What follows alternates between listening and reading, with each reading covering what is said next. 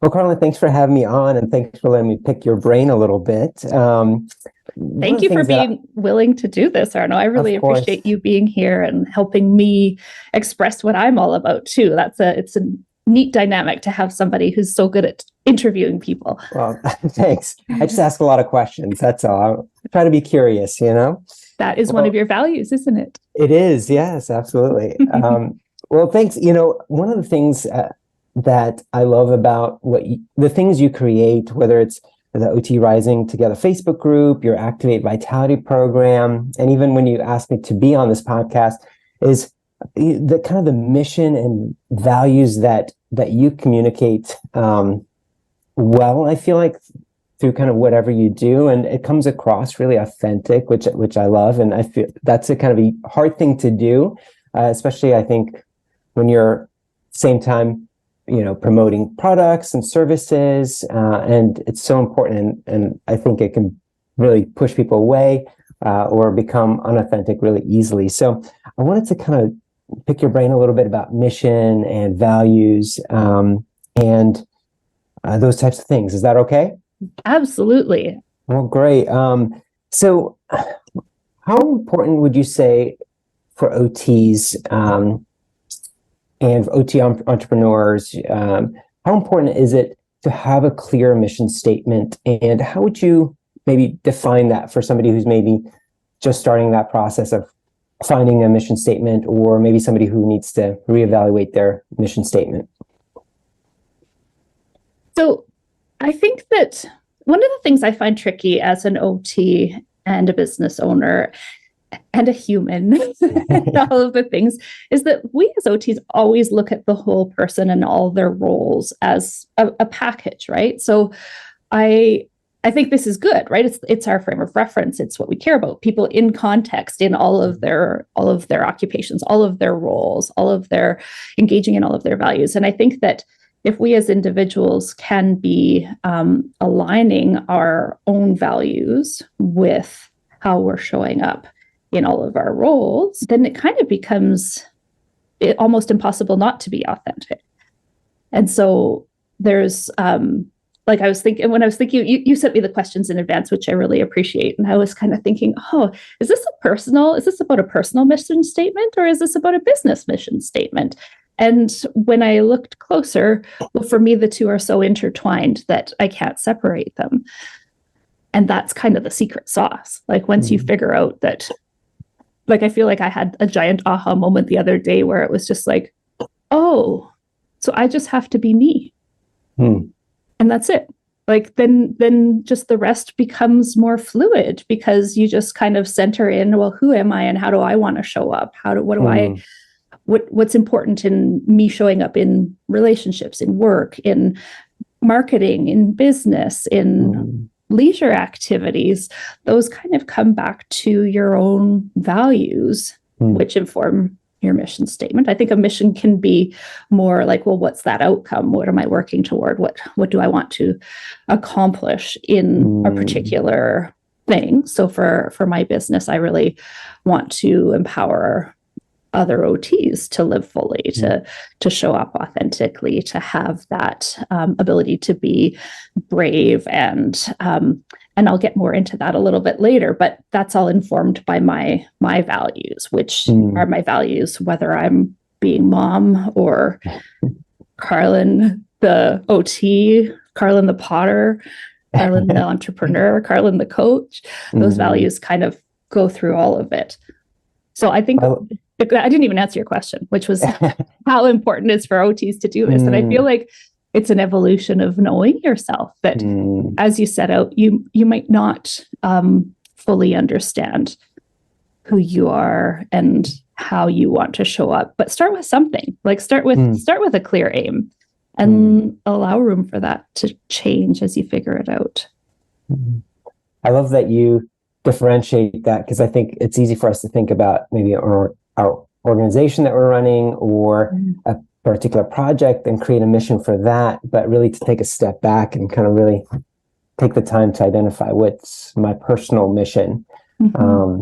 I think that's an interesting differentiation. It makes a lot of sense, because I feel like a lot of the dissonance that we that people experience in OT or whatnot is when personal values kind of conflict with what they're experiencing in the work environment or whatever it is that they're experiencing.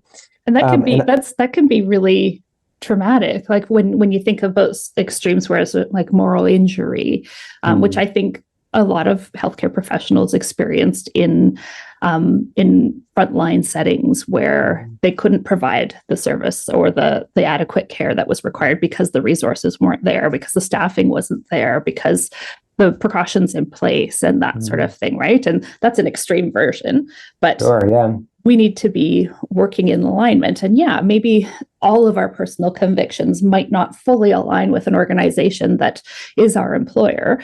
But if we can find enough connections and be in roles where we are connected to those values, then yeah, there is less dissonance and we're more comfortable and more effective. Yeah. And I think that burnout component's really an important part of that. And I think it kind of leads me to kind of the second question that I wanted to ask is, what are some of the symptoms when maybe there isn't a clear mission statement or there's that ambiguity? What do you kind of see from maybe OTs you're working with? And I know you work with a lot of people who have experienced burnout or, are in a difficult place. I don't have a good answer for that one. I think, we all present so differently. So I see that in burnout, one of the things that can happen is we get a sense of apathy. Like I can't have an impact here anyways. I can't show up the way I want to. So I need to stop fighting that and just go, did what I can. Like, I don't know, just gonna check out and survive this when people are that can be a stage of burnout or a symptom somewhere along the line of burnout. And so I do see that happening in people, and that is distressing, right? We as helpers, right? We went into this to help. And if you check out, you're not helping. And there's boundaries in there, right? Like, so if we're in, completely open, boundaryless, and everything's coming and going, we're not effective. And if we're in this sense of apathy where, we just don't even care, we're not effective. But there has to be somewhere in the middle where we can remain objective and connected and sense what's going on and make wise choices that are informed by some logic, some connection, some understanding. And, if we're completely burnt out, we're not there anymore. And that, it's sort of like meta distress, because you're distressed and that's why you're doing it. And then you're distressed about being there. See that as one of the things. I'm seeing a lot of things. So just people, self-care tends to go first, doing the things that help us take care of ourselves. Leisure activities tend to go. We just kind of try to get all of our basics done, and then we don't have any left over for ourselves. That's really hard in burnout. But man, I could talk about burnout for days and days. Not necessarily the most positive topic, but what an important one. I just recently was at a CU in my workplace, and they were talking about, particularly during COVID, the importance for healthcare workers, and some of the same things they mentioned was just the importance of self-care. And I thought it was really interesting. I wasn't practicing throughout COVID. I was still a student and had kind of become a practitioner in the middle somewhere along the way. And I thought it was really interesting because we're in an inpatient rehab setting, and one of the OTs particularly shared that just the weight of having to be the family member to that person, like because family couldn't visit necessarily. So they were taking on the role of, family member in addition to healthcare provider. And there's so much emotional distress and fear and those types of things. So I think it's helpful to acknowledge that burnout component of the job. And then I appreciate you mentioning just the importance of self-care, and that tends to be one of the first things that go, And I think we get this kind of message about token self-care, like just add that on, one more thing to add on to your list of things to do, as though you didn't have enough. You should probably, and I give a keynote the other day, in the UK for a group of OTs through the Royal College of OTs, and they asked me to talk about self-care. Ended up kind of going, well, a keynote's supposed to be more inspiring than informative, and any one of them can give a talk on self-care. We talk about it all the time, but that there needs to be a fundamental shift in our mindset around self-care, that it isn't another thing to tack onto the to-do list, another thing we should probably get to if we have some time. It needs to go the other way, that we need to value ourselves as the center of that fundamental resource. We need to be resourcing first, and then from there, creating energy, creating momentum, creating our ability to give. But it's not an add-on. It needs to be a prerequisite to showing up in life. And deep self-care, it's not, just going for a massage or something, right? It's like taking care of your spiritual needs, taking care of your sleep, taking care of your rest needs, like taking care of your nervous system. These are really big things that need to come from a place of resourcing in order to function, not, you should probably do more self-care and then you'll feel better. So talking about creating that mission and trying to clarify it, in the midst of the complexity and messiness of life, and, how, any tips or strategies, like how do you take somebody through the process of trying to identify what is my mission as a unique person, as a unique practitioner? So when I was trying to figure out how I was going to answer the question about mission statement and kind of doing that personal or business mission statement, I Googled it, of course, and I found a Forbes article, Forbes magazine article that said a personal mission statement, because I think it all has to come from that personal first, describes your convictions, what you stand for, and how you plan to create a life that embodies your values. In other words, it becomes your personal definition of success, one that is separate from the approval of others.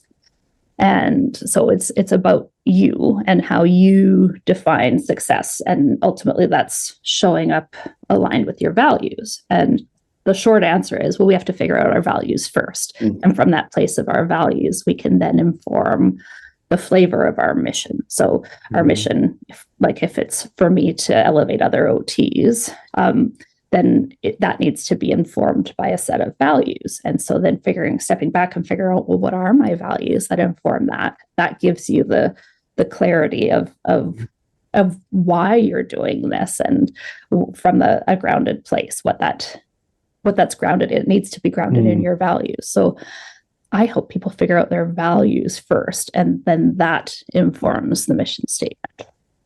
I love that, because the way I set up the interview was mission, let's talk mission, and then let's talk values. And I love that we're kind of needing to flip that a little bit. That's interesting.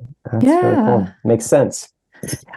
Inextricably intertwined they are.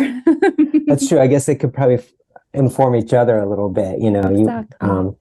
Because one of the statements that kind of caught my attention was, I think it's from the OT Rising page, and it's from you. You say, I empower OT business owners to get off the path to burnout, to find more balance, flow, and vitality in their lives. And there's kind of two components of that mission statement that I thought was interesting and that I find would be important to have. One is who are you trying to serve, or, and I think that works with personal mission statements as well, whether it's, who are the people that you're trying to serve? Is it others in general, or is it your family? Like what's that?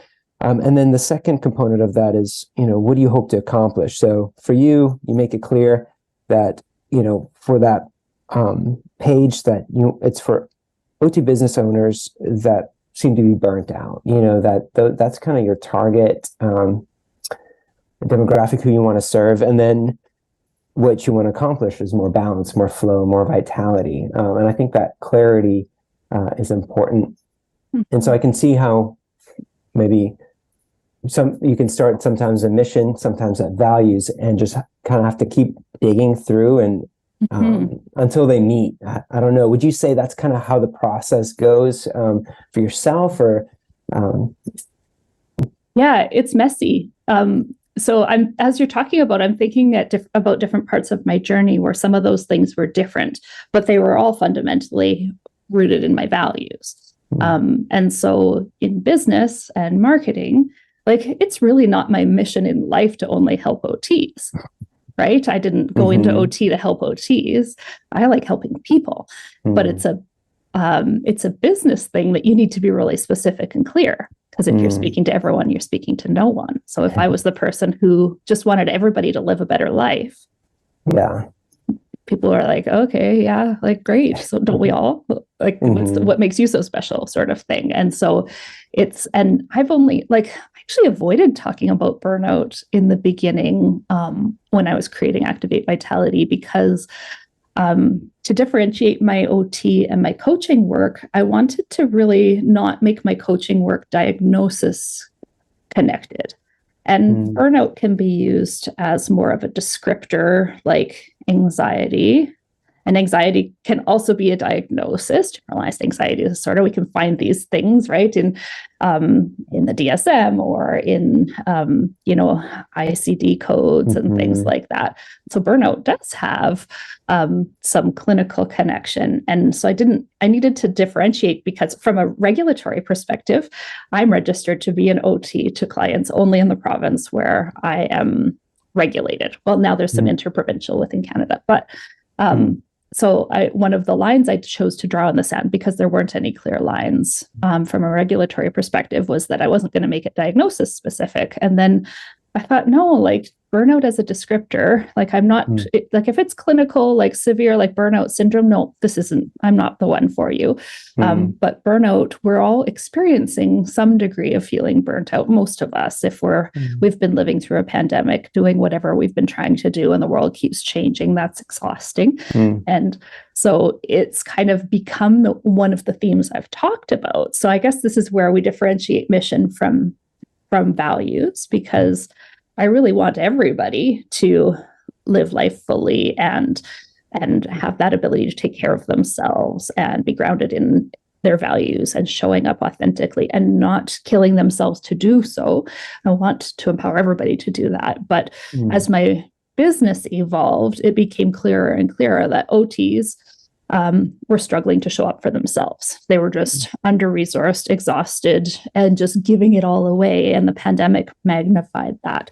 I could equally say it's a mission of life to help people with ADHD feel empowered. It could be, women of middle age. Like, there's so much growth and beautiful things that happen to us in this phase of life as well. And I'm passionate about those things. But the evolution of Activate Vitality has become to talk more about this. Okay, we're coming from a place of needing to get clearer on who we are and how we want to show up and make really intentional choices about that. And burnout is sort of one of the descriptors that might describe how a person might come to knowing that they need that help. Interesting. Now, I know you've kind of taken on this new project of the Brave OT podcast, which that's kind of exciting. As you've kind of approached this project, how was that process for you? Values kind of undergird whatever you try to do. How has that kind of evolved into the mission for this podcast?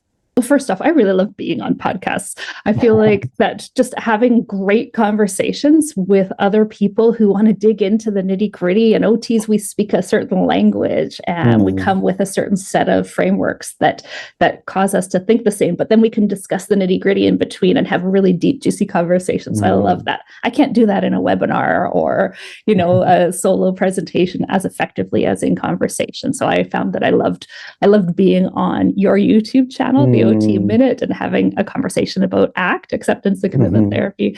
I've loved being on all the podcasts I've been on. And I thought, okay, like, ultimately, I need to engage in putting content out there to serve and connect with people. And that helps my business. And so I thought, okay, I think I need to make a podcast. That's my next thing. But then I thought, okay, well, what am I going to call this thing? Like, what am I trying to stand for? And I didn't want it to be exactly Activate Vitality. I thought about it, but then as I've explained, the way I've described the outcomes and who I'm helping and how I'm helping has evolved over time. So if I made it sort of version 1.7, And that was specifically what the podcast was about. That might be too specific and not leave room for the growth that I need it to show. And so I kind of thought, I'll come back to values. How do I want to help people? And it will also connect then back. I can adjust the messaging and have that ability to flex and evolve within it if I keep it a little bit broader, but still connected to my values. Interesting.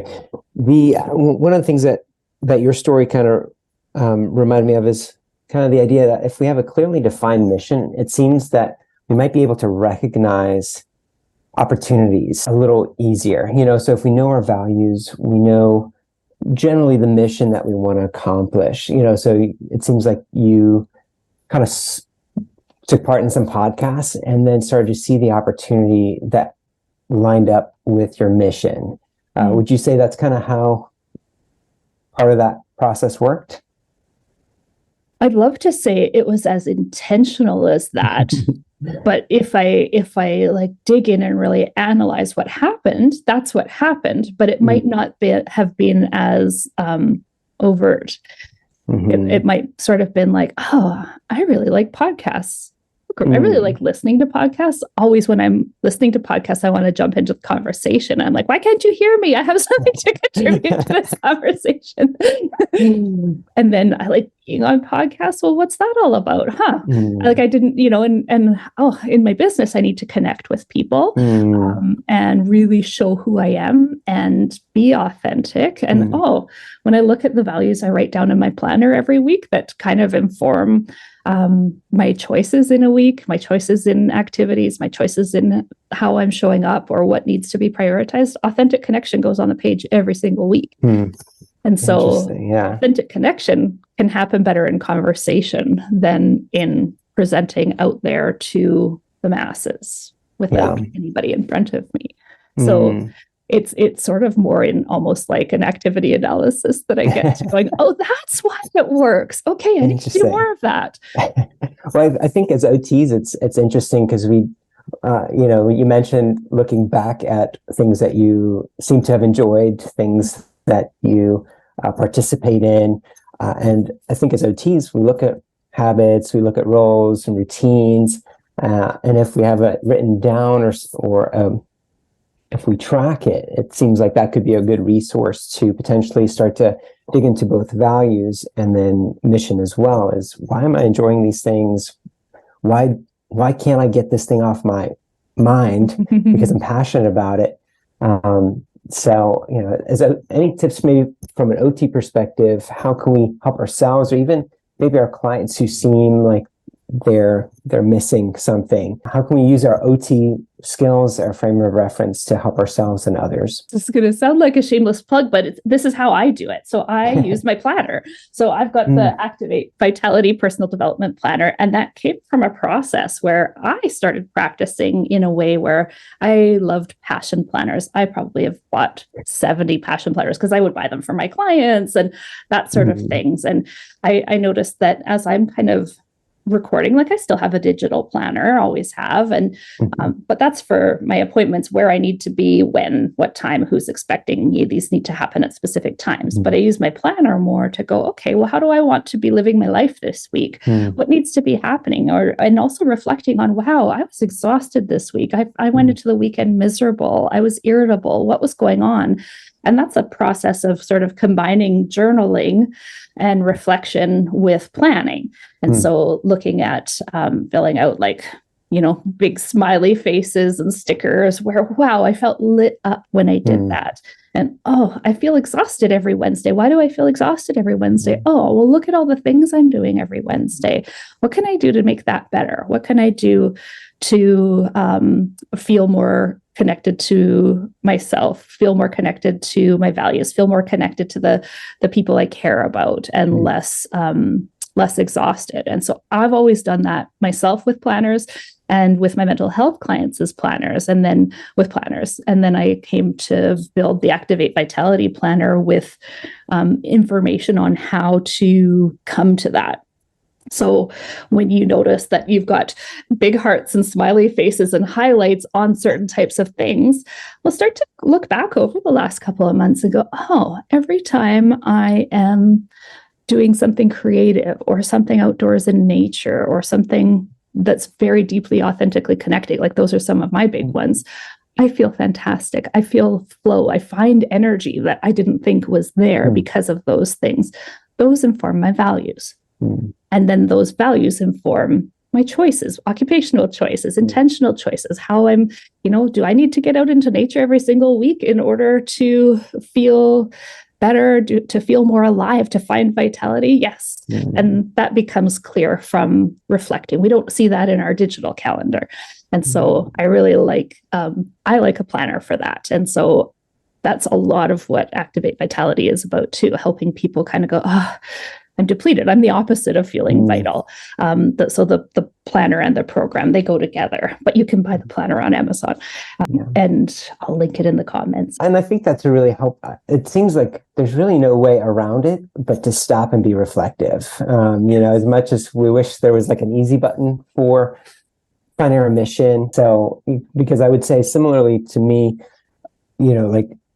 I find the most clarity when I think and I write. I know it's probably not writing for everybody, but our brains don't function, reflectively unless there's some stop or some rhythms that we establish. So that's really, I think it's a really practical thing, it's like a simple step to take is, whether it's 5 minutes or whatnot, just to stop and be reflective a little bit. And if you document it, you can look back for patterns too, right? So there's that value in writing it. Like, I think that what happens is that we can be experiencing emotions, and be in that emotional place, and we can get to a very logical place, but where we're most effective is when we're connecting logic and emotions. And so in writing or in talking, we're bringing words to what we're experiencing. And that is that sort of wise mind logic is our logical brain is required to find the words, right? And so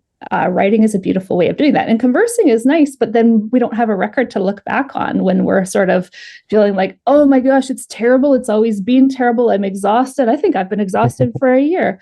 Well, let's flip back and look at what I wrote a month ago, 2 months ago. I was actually in a good place then. What was I doing? What was going on? What was I feeling good about? Okay, how do I bring threads of that into today where possible? That's a good point. Like, to be able to look back and have to kind of see it, and for the long term to record it. When do you think, or what role does maybe community or a group, your loved ones play in maybe helping you clarify the mission, or maybe editing the mission? Would you say that, what would that look like, you think? We can't see what we can't see. And so we are so biased as individuals, especially about ourselves. We can't see, so often we can't see where we are strong and unique and have these gifts to contribute. But man, the people around us who love us, they see it. In therapy, there's often this idea of being on two mountains, and you're climbing your mountain and going up, and there are obstacles and pitfalls and rest spots and beautiful spots, and you can just see what you can see when you're standing on this mountain. And I'm on my mountain doing the same. I've got a different mountain with different challenges and different beauties and different experiences. And if I look over at your mountain, I can see things that you can't see. And if you look over at my mountain, you can see things on my mountain that I can't see about my journey. And so in community, in connection, in relationship, other people can reflect back to us when we lose our way, when we can't see the next step, when we can't see anything but the danger ahead of us. Other people can show you that big picture and say, no, remember that this is what you care about, and this is what's ahead, and you just need to actually take a left here. Get back on the path. That's a great analogy. I love that. And for you personally, would you say family has served that as well as, because I know you're pretty active on social media and with other OT coaches and things like that. Do you feel like it just kind of comes from everywhere? Yeah, it comes from a lot of places, because I am someone who cares to put myself out there genuinely. I'm not trying to be anything that I'm not. It's easier that way. And in doing so, you start to see, like, people start to say, oh, I really love this thing about you, or I think that that's really cool. Or you start to see that, like Raina and I, right? You know, Raina Olivera really well, and I do as well. And we are good friends, and we talk every day, and, you know, in one way or another. And but we're very yin and yang in our styles about things. Like, fundamentally, we care about a lot of the same things, most of the same things, but our ways of going about them, there's some yin and yang, and that is an asset. And so I feel like sometimes we identify ourselves by contrast as well in community and go, oh, she's more like this, or she's more like that. And that helps me see that I'm kind of more like this. I didn't notice that I'm more like this. I just am what I am. But by sort of that connection with other peers, other people who are doing similar things to you, you start to notice and contrast those differences. And it happens in friendships and family. Most of my closest friends are psychologists. And so they're really good at calling me on my stuff. Oh, no. That's good, but also painful sometimes, right? Totally. They do it very gently and skillfully, luckily. I'm sure they do, probably very skillfully. That's awesome. But I love that you highlight just the benefit of diversity in that process as well. I mean, everybody's different, but to have somebody who's very different and can speak into your world a little bit is very unique, and I'm sure brings a different perspective versus groupthink, where everybody's just on board and says, yeah, that's a great idea because I think I'm doing the same thing. So it's true. And I think because when you're in these relationships that are respectful and that you admire what other people are doing that's different from your own style, sometimes we need to be a little bit brave and go, okay, yeah, maybe I can do a little bit of that. Maybe I need to bring a little bit of that. Like, Raina's got this strong, brave energy, right? This let's do this. And like, well, I don't know, is it the right time? Like, find your path, right? And sometimes I need a little bit more Raina in me. And so I appreciate you can call that out from you probably a little bit better. Totally. She'll give me a little kick once in a while and say, I know what you're doing. I see it. I love it. It's you. But I want you to do a little bit more of this. I think that would make a really big difference for you. And I can be brave and process and take a deep breath and go, okay, yeah, I can try a little bit of that and see how that lines up. That's awesome. I know you sent me a list of guiding values for this podcast. Can we maybe go through that same question and we've touched upon this a little bit, but why are values important? I know you said maybe to start there, but what is it about values that's so unique versus maybe mission statement? So I think the mission statement is what we're trying to do, sort of like the goal we're trying to accomplish. What's the outcome? What are we working on? And then the values are, well, who are you in this, and how are you showing up, and what's going to be here no matter what problem we're trying to solve. And so I think we can have a goal and then see how to connect that to our values, but we can't make values based on a goal. Yeah. So values are a little immutable, or that doesn't change because it's part of who we are. Would you say that's? I mean, we grow and we come upon highlighting different values. I think fundamentally we end up staying who we are, but I mean, sometimes you meet those people who have really changed a lot, like maybe since high school or something like that. And you go, wow, like, I'm curious about the life experiences that brought them to this place of really showing up in this different way. So I think there is room for our values to grow. And then I think there's room for our values, different ones, to come out as a priority in a time or a phase. And so we might have a list of 15 values that inform how we live life. But in this season, maybe these top 3 are really what I'm connecting with, or what I need to bring to the forefront. Or maybe these ones are the ones that connect to this project, this mission, this thing I'm trying to do. You mentioned, that we may have a long list, but then others kind of come and go. I don't know if this is really a practical question, or, is there a particular number of values that you find is helpful for yourself to reflect on and to try to practice actively? Or do you just kind of let your list of 15 be your list of 15 and let it ebb and flow as it comes? I would say I probably have a list of around 6. that I really connect with in terms of me personally. I tend to write 3 of them down more regularly in my planner. Sometimes they can rotate a little bit based on my intention. So actually in the planner, there's a section that I have every week where it's the intention and the values. And the intention, I suppose, is the mission, that thing that you're trying to accomplish. Yeah, that makes sense. Yeah. And then the values, I tend to pick out the ones that connect with that intention more so. I would say I probably do that in my kind of how I'm planning to use my time and energy in a week. But there's no magic number. No. Makes sense. Yeah. Now, how often, it sounds like through your Activate Vitality Planner, you're revisiting values. How frequently? Every week or more frequently than that? Probably every week as a formal process. But I think they're showing up in big and small decisions all the time. How do I want to make a post on social media? How do I want to respond to this email? Or somebody's asked me to do this thing. Usually have to check back in on values, but it tends not to be formal because I am deeply connected to my values after years of this checking in. So it tends to be like, oh, that feels yucky.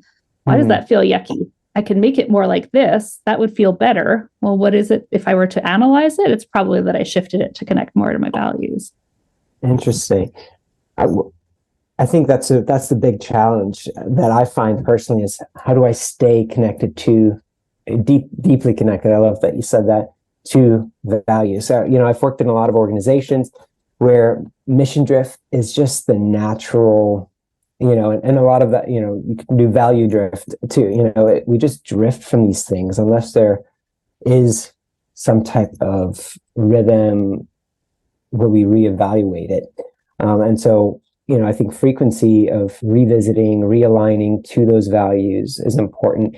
Have you seen that the planner seems to work really well for you? Have you seen other methods or any suggestions for somebody who maybe like me, who maybe struggles to have that deep connection to their innate values?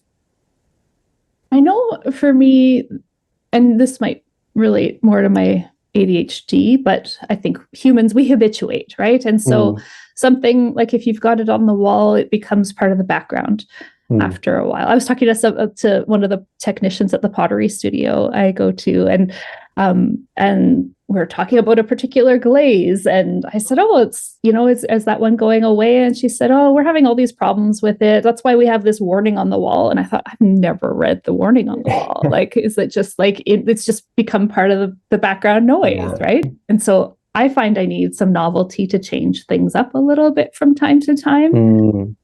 So I've had phases where I incorporate connecting to my values into meditation, and whether that's sort of meditating on a word or breathing in and connecting to those words, those values words. Sometimes it's just not words though, it's sort of a felt sense, and so for me it's that reflective process. I think when I'm reflecting on a day or a week in my planner, I'm directly really reflecting on where did I connect with the values. The values are known to me, and those highlights and smiley faces and things. Oh, right, those are values moments. So they're keeping connected in that way.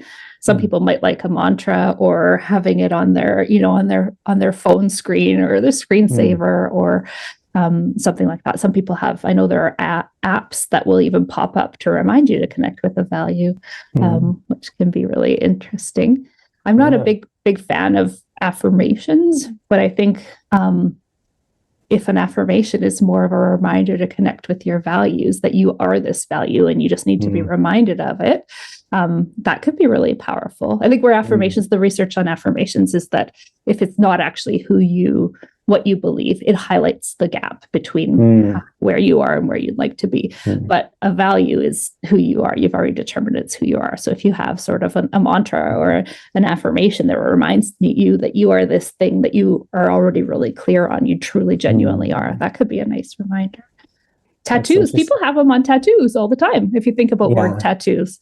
It's true. Because And I think particularly community can maybe play a role in this part, if you have others around you who know your values and then can kind of revisit that with you a little bit. Probably who we feel most connected with are people who share similar values, and that can be grounding when you're drifting off and hooked on some injustice or something that happened that's infuriating. The people that you go to for support, they're likely going to reflect back to you their values as well, and your values where they intersect. So I think, you know, we've talked a little bit about burnout. So we may have kind of answered this in part, but I just want to ask this question. Because in some cases, I feel like the burnout and the kind of the stress that come from it can be directly related to conflict between a person's deeply held values and the constraints and, you know, limitations of a person's context. That can at times make it very difficult to realize your values in practice. So we talked a little bit about that. Do you find that that's a common thing with the OTs that you're working with? You know, even now that we're coming out of COVID, do you anticipate that will kind of continue some of that? You know what? I'm finding coming out of COVID, people more than ever are standing up for their values and kind of life's too short to do things that don't feel aligned. And so you hear about the Great Resignation. A lot of that is, wait a minute, I'm not living my life in an aligned way, in a way that I'm not showing up in life the way I want to be showing up. I'm not showing up with my priorities in mind. I'm not spending my time doing the things that make my life better. And that is leading people to leave jobs. And I think that can be a big part of it. I'm also thinking about as you were saying that question, a term that comes up actually typically around divorce is irreconcilable differences. And so are there, we're not going to fully align exactly with our employer's values or our employer's mission every single time, but is there enough of it that we're not feeling that we're incongruent entirely, because that is very stressful? Or are there ways we can more connect within what we're doing? Can we connect with our values in the way we're communicating with our peers, in the way we approach a client or a patient, in the way we choose activities in our work, that we can make things more values aligned. But if there are big value, irreconcilable differences between you and it's not going to work. You kind of probably have to go somewhere else. And I know that's a very privileged response. Not everybody can. Sometimes you're working in an area where that's the only place where you can work, or the way your family arrangement is, that you need the benefits connected to that job, and it's either you move or you work at that job. And so that can be a big recipe for burnout, and there's some extra work required to find ways to make that fit better. I feel like even having the clarity of, being clear on your own values and being clear on what your personal or professional mission is, even having that clarity, even if it doesn't align with your context, it at least helps in the process. So there's not that ambiguity of, am I so stressed when I go in? I think if it's, you're not able to live those out, the clarity helps you to know, okay, I can at least live this out potentially, or not live that out, even though I can't live maybe these values out. So I think the clarity of values can still be helpful. With any tips, we've gone through a lot of good stuff already. Any tips as far as last minute things that for OTs to better identify their values? There are values checklists out there and values card sorts. They're not my favorite. I prefer, and I mean, it's a great way to kind of come across some words and see what you connect with. But I often don't find what I'm looking for on a list of words. Or it's more the flavor of the word, or this interpretation of it. It's more complex than that.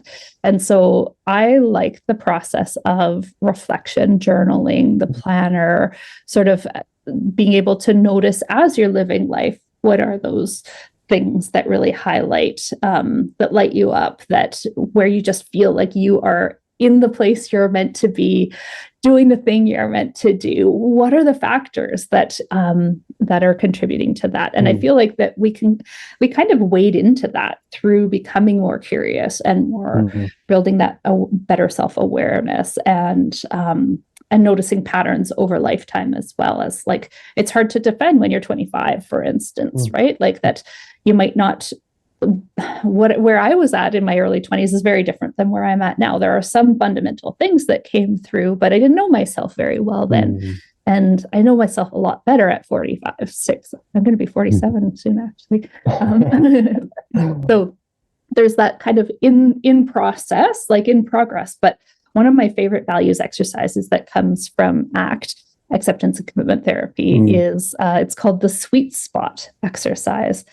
And so it's a journaling exercise or reflective exercise, but I would suggest you write it down at some point in the reflection. Is thinking back to a few different times where you felt that sense of flow, alignment, like, this is like the goods. Like, if I could be doing this in this moment for the rest of my life, I'd be happy. I'd be happy. Life would be fantastic. And writing what was going on in that moment, writing who was there, what was happening, what was your role, what were other people's roles, what were you seeing, what was in the environment, like really just kind of writing down all the magic of that moment. And then if you do that a few times, think about a few instances, start to notice patterns, right? This is like beautiful activity analysis, right? Really breaking it down and getting a sense of all the factors that create the magic. And I find that we pull values in that way. Actually, an interesting thing happened. I noticed that I kept putting travel down as a value. I'm like, travel's not a value. Like, travel's an occupation.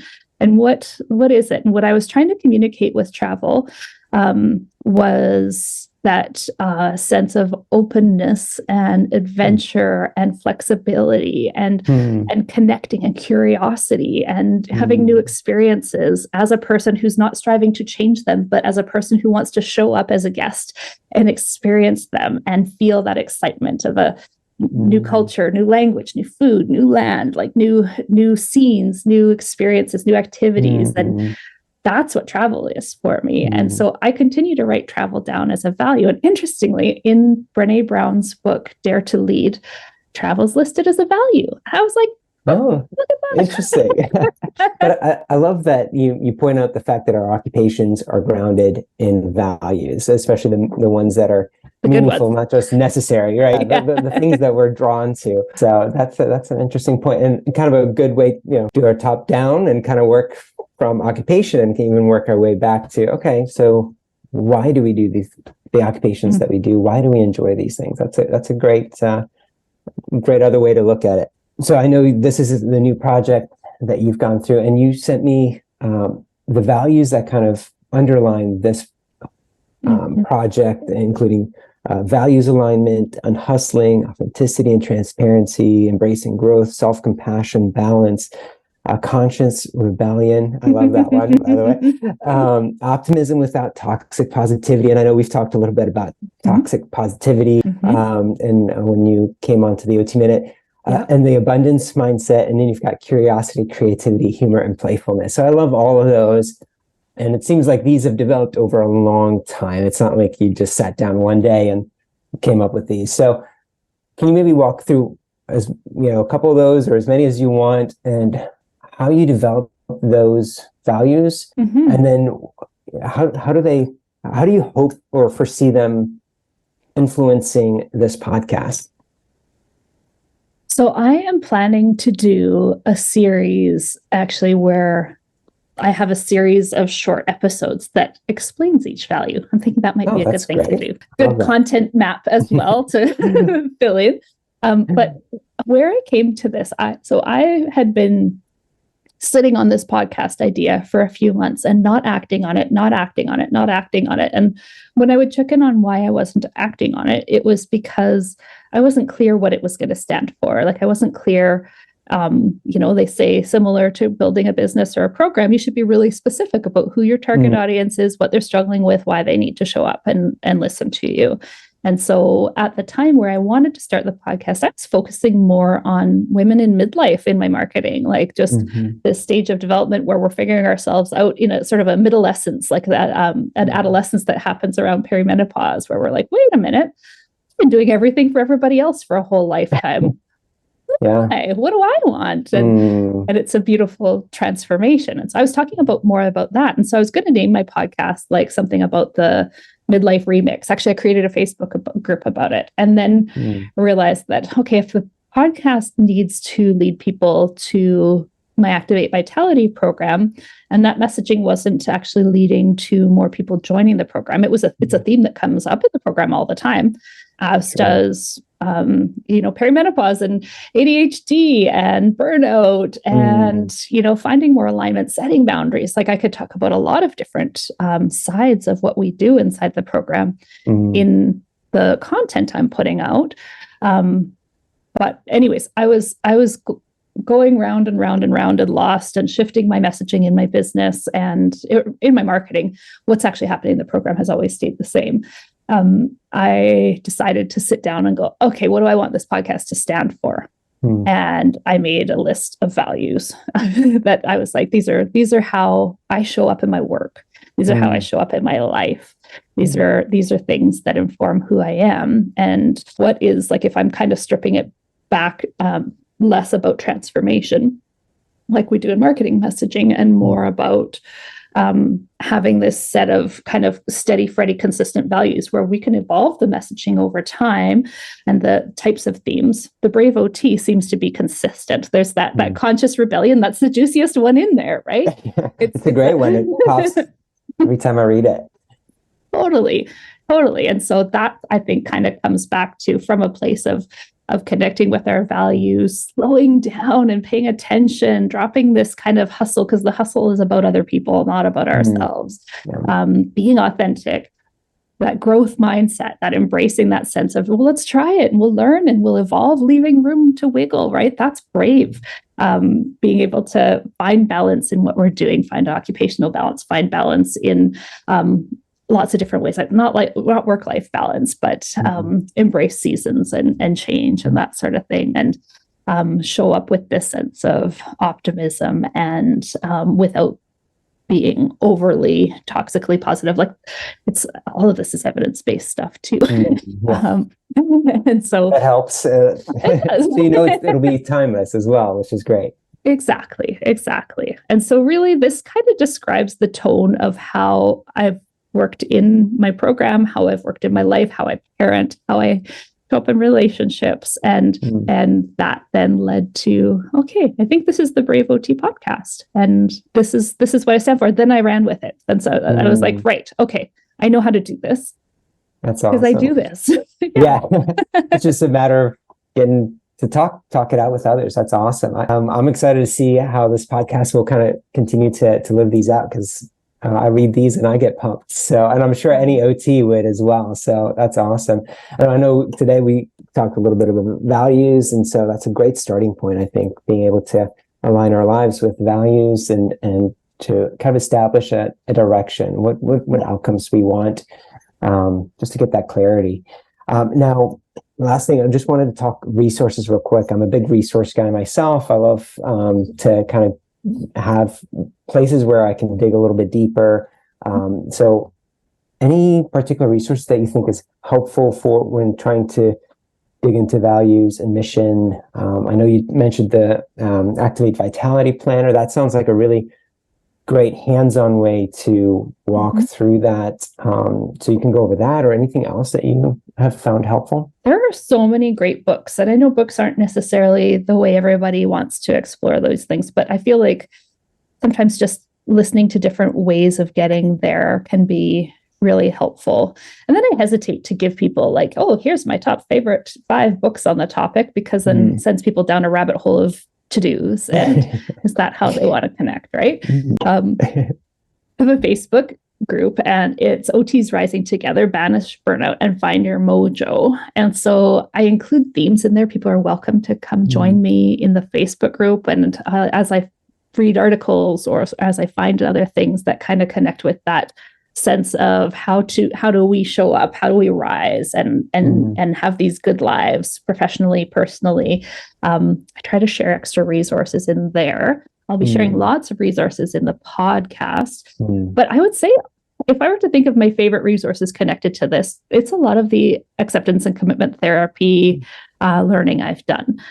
So Activate Vitality, ACT is capitalized because ACT informs all of it. Once I learned ACT, I changed how I was living. I became more aware of this process of connection, reflection, values. Am I moving toward living my values or moving away from living my values? When I'm moving away, I tend to be hooked by some sort of thought or feeling. How can I make room and unhook through some awareness, curiosity, mindfulness type of stuff, and then choose a toward move? What value am I going to connect with? Like, that's ACT in a nutshell. And so, that's a great summary right there. If I had to quickly throw out a few lines on it, yes. So I think there are like lots of great books out there. I mean, obviously my Activate Vitality program, I help OTs have that similar transformation of finding that way of learning to live this way, so that they can be more them in all they do. But some of my, like Russ Harris, if you follow some of his content, I recommend his book, The Confidence Gap, a lot to people. And it's oriented to a little bit more to when anxiety comes up and gets in the way of us living fully. And but it's teaching all of the ACT processes. So then it's an easy self-help read. But he's got lots of cool videos out there on YouTube as well.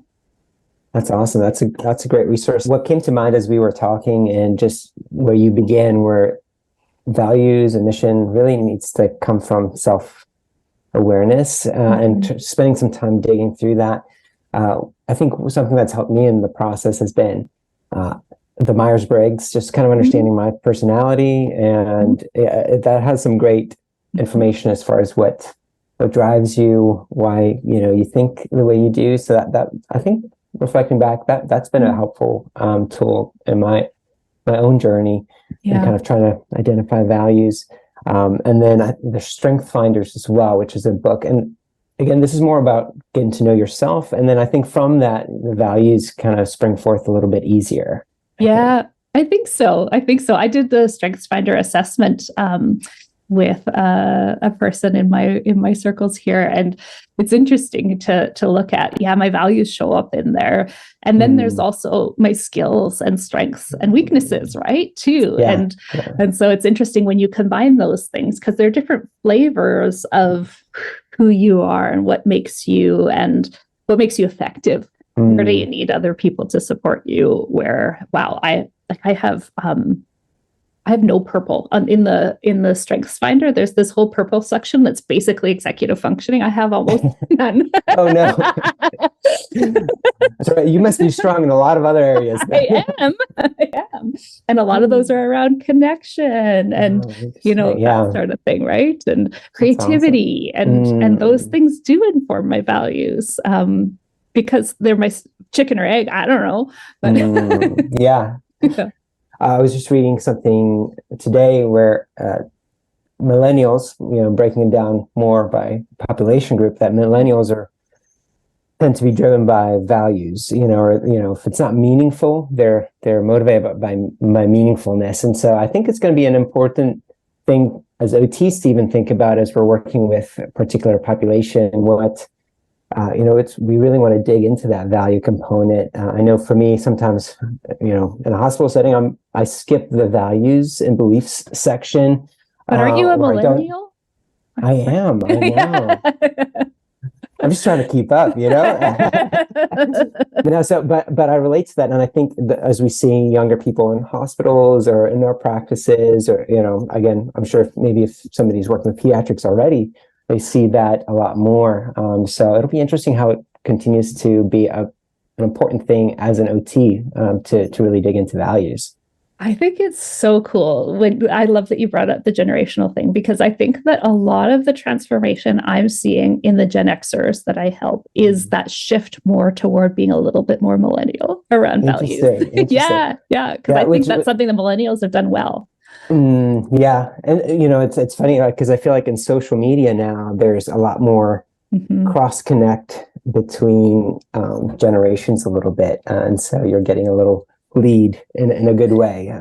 So that's awesome. Well, because the Gen Xers, a lot of us, like, we had baby boomer parents, right? And so those baby boomers came from a time of coming out of war and like being born after war. And so their parents were really making do with limited resources. And so baby boomers just had to work hard.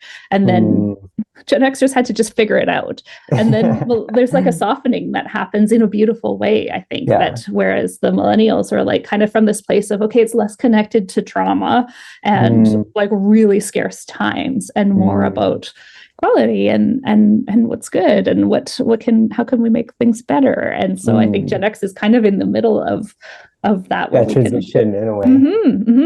Yeah, so that's a different way to look at it. I love it. Well, thanks for allowing me to kind of pick your brain a little bit. I hope it's helpful to some listeners, and I really enjoyed the conversation today. I feel like I've learned a lot about myself in this process, so I thank you. I'm going to have to get this transcribed and stick it in my planner or something, because so, like you said, right, in community, there's that sense of community that helps us figure ourselves out. And if I just go about living my life this way and doing my work this way, it just is like, it's just normal, right? But pausing to reflect on, well, what are those things that makes this unique? It really helps me understand myself. And I appreciate the function of this was to help listeners, people who are listening to this podcast, understand what I'm all about, to see if they want to listen and they want to hear more of it. So I really appreciate you being willing to interview me on my podcast. Of course, it's great. Any excuse to have a good conversation. And I'm going to flip a little bit. Can you tell us a little bit more about where to find you and your YouTube channel? Is that Sure. So I run the OT Minute on YouTube. So it's a channel that really, I try to live out kind of just a curiosity and lifelong learning principles. So I'm kind of always going back to even foundational knowledge, whether it's theories or diagnosis specific information or anything else that just piques my interest. So it's kind of a place that I hope OTs can come and continue to get some good information that's hopefully evidence-based and just interesting. So definitely would encourage anybody, if they think that might be interesting, to check it out. Obviously, I'm a new practitioner, so the information a lot I think is great for students and new OT grads. But I find that some of it's just timeless, like the theories, the frames of reference, those types of things. So continuing to hopefully add content as time allows. I think it's helpful for us old OTs too, because I was looking through your videos, and like, if I were to change focus, I've been working in adult mental health most of my career. And if I was to explore another area of practice, like, I would feel like less skilled than when I was a new grad in many areas, because I just had no contact for 20 years, right? And so I think that we old OTs can benefit from new information. And that's why so many OTs like having students too, because they bring fresh information, fresh knowledge, curiosity, and openness, sort of like travel. And I think that that's really cool. So I can imagine YouTube, but the nature of YouTube, younger people go there more often. But I think maybe some of my age mates might benefit from that too. Yeah, that's the beauty of OT, right? We can always switch and pivot, and there's always things to learn. I don't think we'll ever stop learning. So that's the beauty of it. It really is. Awesome. Well, thank you so much, Arno. Thank you.